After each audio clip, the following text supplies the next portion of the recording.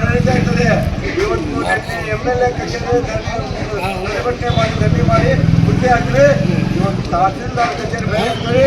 ನಾಳೆ ಏನು ತಾಲೂಕು ಪಂಚಾಯತಿಯಿಂದ ಜಾತಿವಾದಿಯಾಗಿ ನಡ್ಕೊಂಡು ಒಬ್ಬ ಜನರನ್ನ ಕೈಗೊಂಬೆಗೆ ಮಂತ್ರಿಸಿದಂತ ಇಒ ಅವ್ರ ಕಚೇರಿಗೆ ಬೀಗ ಮುದ್ರೆ ಆಗ್ತಿರುವಂತ ಈ ಮೂಲಕ ಎಚ್ಚರಿಸ್ತಾ ನಾವು ಮುಂದಿನ ದಿನಗಳಲ್ಲಿ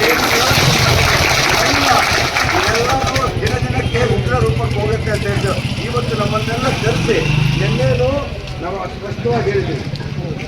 ಆದ್ರೇನು ಇವತ್ತು ನಮ್ಮನ್ನು ದಿಕ್ತಪ್ಪದಲ್ಲಿ ಕೆಲಸ ಮಾಡಿ ಮುದಗಿರಿ ಗಡ್ಡೂರ ಹತ್ರ ಒಂದು ಪಂಚಾಯಿತಿ ಮಾಡಿ ಅಲ್ಲಿ ಎಲೆಕ್ಷನ್ ಡೇಟ್ ಮಾಡಿದ್ದಾರೆ.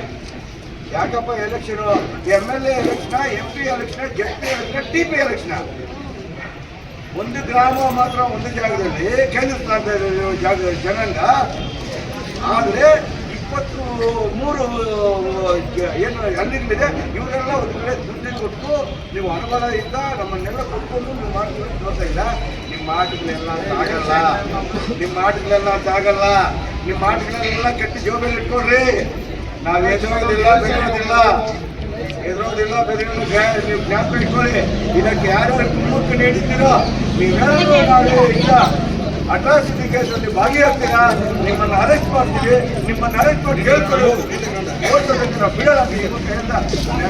ಜೈ ಭೀಮ್.